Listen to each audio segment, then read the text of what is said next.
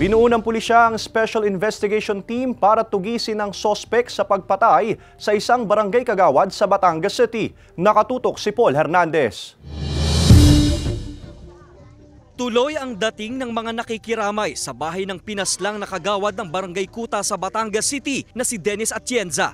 Binaril si kagawad nitong Lunes ng dalawang hindi pa kilalang salarin na sakay raw sa motorsiklo. Batay sa investigasyon, nakababa na ng kanyang sasakyan ng biktima at pauwi na sa bahay nang paputukan siya. Galing daw ang biktima sa palengke at posibleng binuntutan siya. Pagbaba po niya ng sasakyan ay nakatalikod pa po siya na siya ay binaril. Marami pong tama po ang ating biktima sa iba't ibang parte ng katawan. Narinig pa raw ng anak ni kagawad ang putok ng baril. Nadala pa siya ng anak sa ospital pero kalaunay nasawi rin. Sabi ko, ano po yung kuya, may nagpaputok ng baril.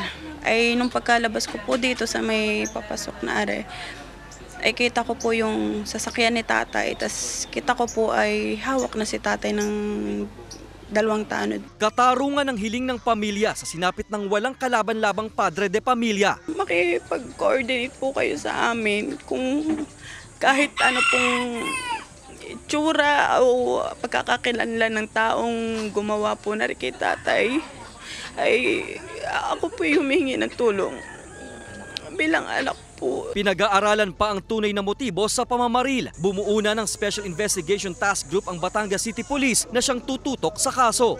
Black helmet po siya na may face mask and wearing shorts, and naka-long sleeve din po siya na kulay blue. Yung rider po natin, siya po ay walang helmet pero siya po ay naka-hoodie jacket po na light maroon. Hindi pa muna ibinahagi sa media ang kopya ng CCTV na nakalap ng pulisya habang gumugulong ang follow-up investigation sa kaso.